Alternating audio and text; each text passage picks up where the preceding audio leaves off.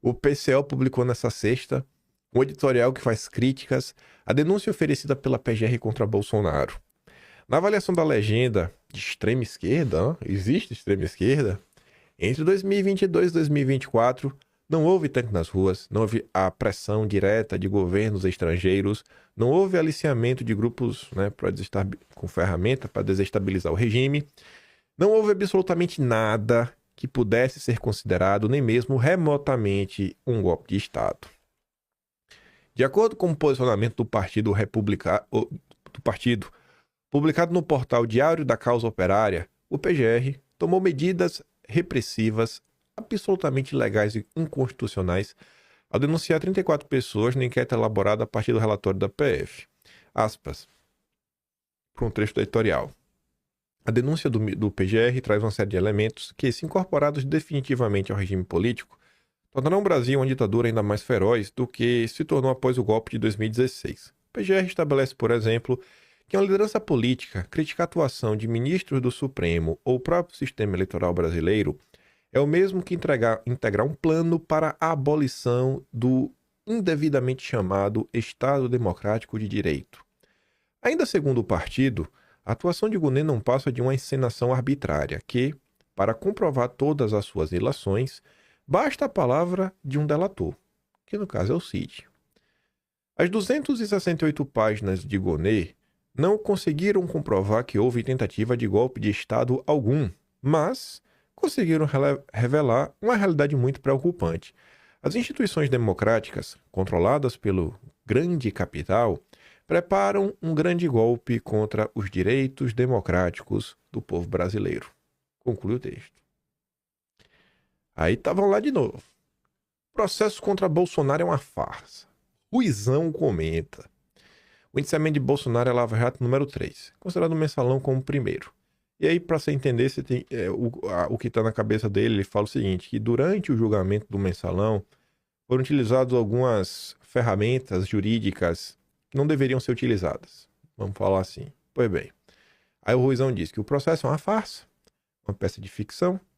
Não dá para fazer um julgamento dessa natureza, isso não vai dar certo, apenas trará problemas ao país, ao povo, aos trabalhadores.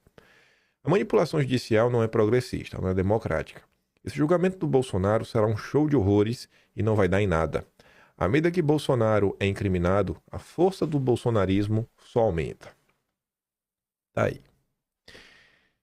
Pra minha surpresa, o Ruizão não me surpreende mais. O Ruizão, eu tô pedindo pra ele se conter, né? Ele tá muito bolsonarista esses tempos.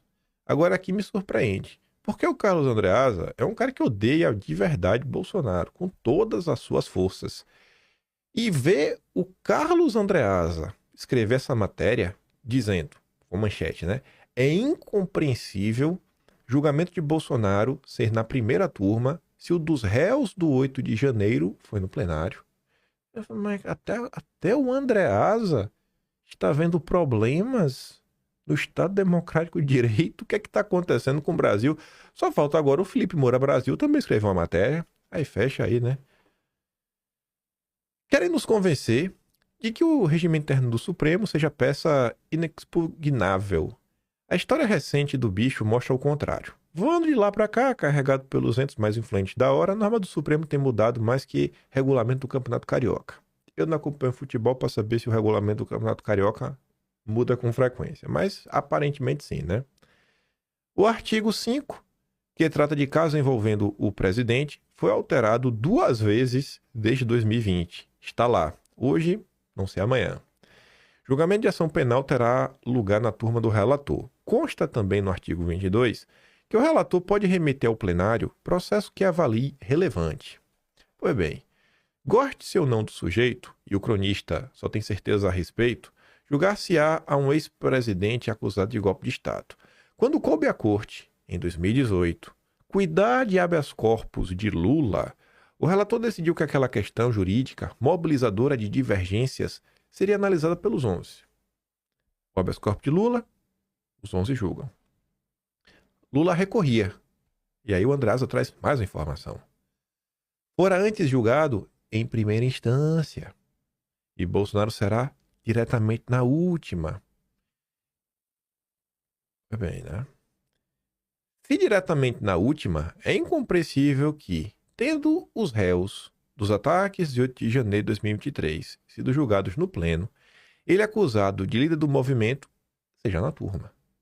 Se o líder, assim, se o Bagre está sendo julgado no pleno, por que o líder da coisa toda, né, assim sendo aí denunciado, e está sendo julgado só na turma?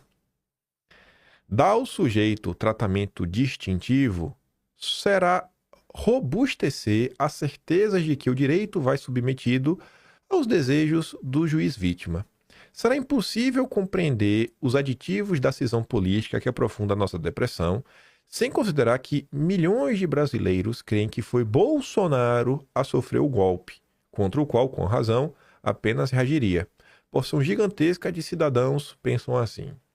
Vocês conhecem alguém no Brasil que acha que Bolsonaro que foi a vítima do golpe? Eu não conheço. Eu não conheço. Bolsonaro que tomou um golpe, ele estava tentando reagir? Não sei, né? Nunca ouvi essa tese. Até assim, né? Sem saber. Nossa, o Carlos Andreasa falando isso? Curioso, viu?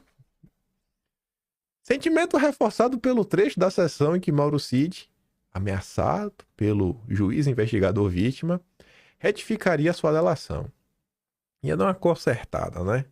Fosse outro, fosse Moro, a ministrar aquela intimidação, a projetar responsabilização sobre a filha caso o colaborador não falasse a verdade, os colegas do ministro estariam chamando o expediente de pau de arara do século XXI.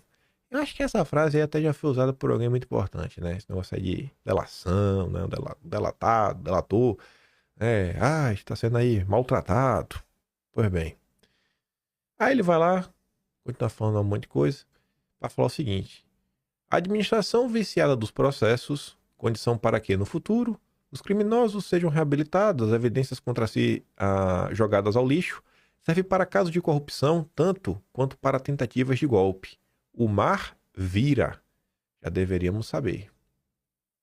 Né? Falando assim, ó, às vezes tomar algumas decisões que deixem brechas para questionamentos, né, anulações. Isso daí pode servir para o jogo virar, tanto em relação a casos de corrupção, como em relação a golpe de Estado. E a gente sabe que o mar, ele vai virando, né? O chicote, às vezes, tá na mão de um, vai para a mão do outro. O mundo dá voltas. A gente não sabe do dia de amanhã. Então, cara, é melhor a gente tentar seguir, né? Uma linha que é a mesma para um, é a mesma para o outro, né? Sem muita dor de cabeça, muitas modificações. Sei que o Andreasa não é de defender Bolsonaro. E ele está fazendo aqui algumas ponderações que eu acho que pesam a favor de Bolsonaro. Você vê que o que o Andreasa está falando, eu vou friso mais uma vez, é um cara que odeia Bolsonaro. Ele vem na mesma linha, poxa, de um jurista que passou mais de 3 décadas. Se não me engano, ele passou mais de 3 décadas na Suprema Corte, que é o ex-ministro Marco Aurélio Mello. Bolsonaro deveria ser julgado na primeira instância, assim como foi o Lula, né? Marco Aurélio Mello defende que, após deixar o cargo, Bolsonaro se tornou um cidadão comum e, portanto, o julgamento deveria começar na primeira instância para garantir chances de recurso, né?